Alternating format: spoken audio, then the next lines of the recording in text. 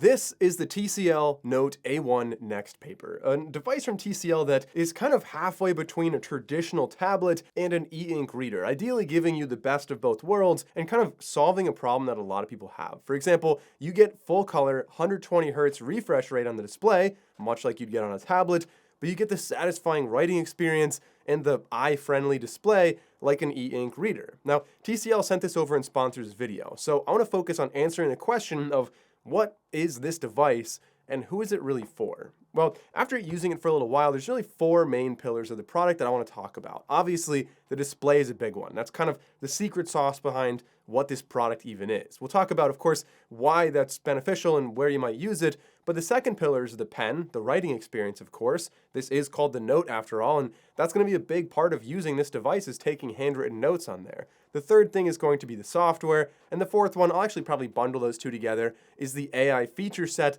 that is available on this device. And there are a lot of AI features that could be very useful for some people. So, starting off with the display, you have a 120 Hz refresh rate LCD display. The LCD is kind of the answer to the question of, it looks like an e-ink, but it's clearly not an e-ink display. It's also not an OLED display, so like I said, that is really what's going to be meeting in the middle here. It allows you to scroll quickly, interact without tons of latency that you'd have on an e-ink display. You can even watch videos on here, and like I said, with a 120 Hz refresh rate, they're going to look better than, like, this is recording in 30 Hz, for example. We also have the ability to use this in low light without having like weird backlights. LCD works very well there. You don't have ghosting, which you would have with an e-ink display, where every time something changes, there's like artifacts of the old thing that was on the screen. That doesn't happen here. And you have 16.7 million colors available. But unlike tablets then, with an OLED display, this is able to reduce eye fatigue pretty substantially. It looks a lot like ink, a lot like e-ink displays. And you do still have eye comfort options on here. You have adaptive color and brightness. So this is able to really optimize to your environment and look, again, a lot more like reading a piece of paper. And that all sounds great on paper, but before I tried it, my big thing was like, all right, that sounds great, but like, what about when you're outside and it's really, really bright? E-ink does so well there, and OLED displays typically really struggle unless they get some insane brightness. But to my surprise, you can see in this B-roll shot here, this was so bright outside. There's snow on the ground, full sun, basically the brightest it ever gets outside. And not only could I see it very well, but surprisingly, the camera was able to pick it up very well also. All right, so now that we covered the display, the interface is kind of a really interesting aspect of this. It's very different than a lot of e-ink readers and also very different than a lot of OLED-style tablets. So looking at this, the interface is very note-oriented. As you can see, it's very minimal, very little that it's going to show you right off the bat. You've got your folders, you've got your notes, and there's a lot of different kinds of notes you can take. On the bottom right, you can add a new note, and I'll do that in a second. You've got inspiration space, which I will explain, and of course a very self-explanatory to-do list on the top right. So if we wanted to add a new note, you tap on the plus on the bottom. You can do handwritten notes. That's kind of the main point of this with the pen and everything. But you can also get something like a keyboard tablet right here, or you don't even have to. You can have the keyboard on screen, and you could just do text notes. And of course, like I said, you can make a new folder and organize all your stuff like that. So if I go to add a note, you have lots of different styles of pages. So you can have different color, you can have specialty paper that's going to be textured, you can have horizontal lines or dots, you can have a multi-page or just free form.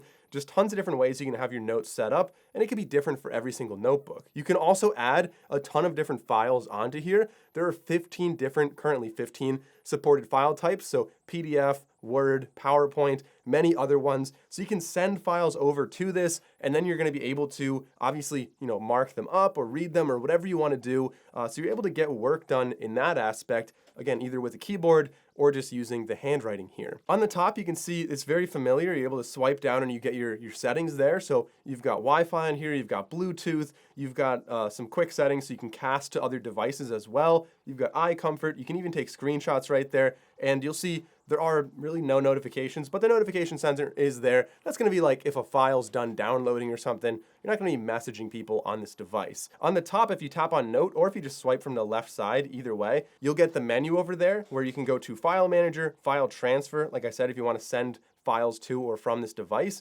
And more interestingly, you have your apps down about halfway down. Now, there are only, I think, 4 apps that come preloaded on this. There's a couple more that you can find in the settings, and I'll show you that in a second. But the main idea here is that there are not a ton of apps, not a lot of distractions on here, but you do have the internet. So you do have Microsoft Edge there. You're able to, browse the internet. And what I thought was really interesting here is even though you've got this kind of very note-oriented device, if you go and you watch a video on YouTube on Edge, and then you press the button on the left side, that's like your home button, it brings you back, and you go into some notes, you'll be able to watch a video and it's like picture in picture. So you can have the video playing while you're taking notes. Also, when you're taking notes, you can see on the top, you have some options to, manage a ruler, you've got your shapes there, you've got your text box, and then 2 little AI things over on the right side. One of them is going to scan everything you have, and if you click the little AI button, you could rewrite it, you could polish it and like correct different text, you could simplify it, or you could go to help me write if you wanted to, make an email or something like that. You can translate your notes, or you could summarize your notes as well. And so I think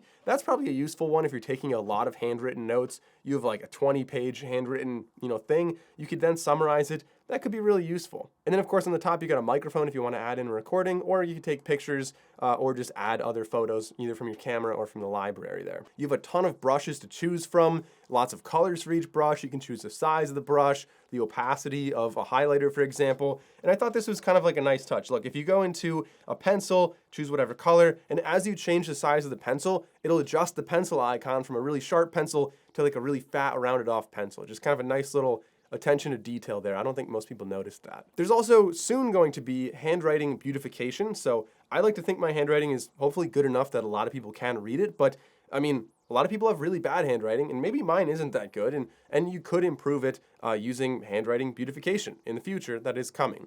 And inspiration space. So that's the thing I showed you in the beginning on the dashboard there. But what is that? Well, in any note, if you hold down the button on the pencil and you circle whatever text you're looking at, it'll then kind of take it as a screenshot and save it in the inspiration space. There are more features related to that rolling out soon, but at least for now, you're able to collect some different kind of important notes like that. And what I think is very interesting on here is if you hold down the button on the side right there, you're able to open up essentially a recorder, and it can record. This has 8 microphones on here, so you're able to record, and you can do a lot of different AI related things with that. So obviously you're able to transcribe it. That's very useful. So you can have your notes, maybe in like a lecture or something like that. You could be writing down notes and also recording simultaneously on the same device, so everything's tied together. You can also have translation. So for example, if English is maybe your second language, but you're in a class that's being taught in English, you can have that translation. So if you're ever like, oh, I don't know what that word was, you're able to then see the transcription that is also translated to your native language,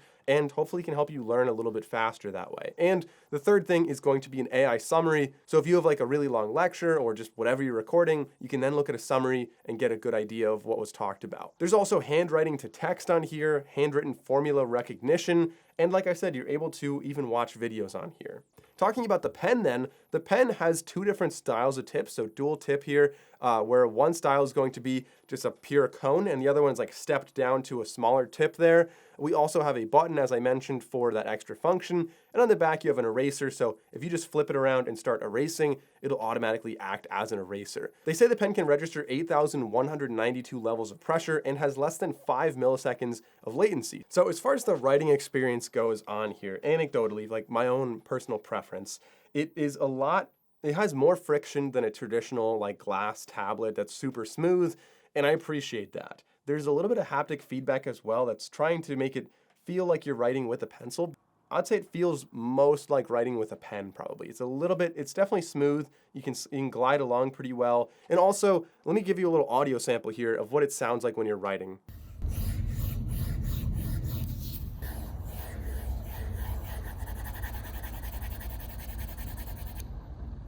The device has a USB-C port in the bottom corner, and I like that it's in the corner because it makes it very easy to hold it in one hand. You don't have a cable awkwardly sticking down the middle, and it also works well when you put it in a keyboard format where the cable is not dangling off the top. It feels like the right spot for that. You've got a button on the side, and that button is kind of nice tactile button, brings you to the home, essentially the home screen right here, and if you press and hold it, like I said, that'll open up your recording, and you've got a power button on the top.